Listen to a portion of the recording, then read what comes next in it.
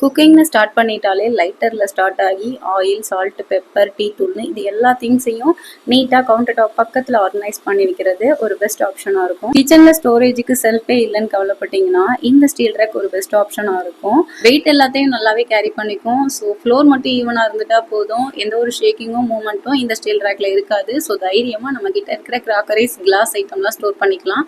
அடிஷ்னலாக எஸ்குக் யூஸ் பண்ணி ஹேங் பண்ணியும் ஸ்டோர் பண்ணிக்கலாம். கிராசரி ஐட்டம்ஸ்லாம் நீட்டாக ஆர்கனைஸ் பண்ணி வைக்கிறதுக்கு இந்த வுடன் வால் செல்ஃப் ஆர்கனைசர் ஒரு பெஸ்ட் ஆப்ஷனாக இருக்கும். கிச்சன் ரொம்பவே சின்னதாக இருக்குன்னு கவலைப்படுறீங்களா? ஸோ அதுக்கு இந்த 4 டயர் ஆர்கனைசர் ரொம்பவே ஹெல்ப்ஃபுல்லாக இருக்கும். இது மினிமலான இடத்துல ஸோ நிறைய திங்ஸ் வந்து ஸ்டோர் பண்ணிக்க முடியும்.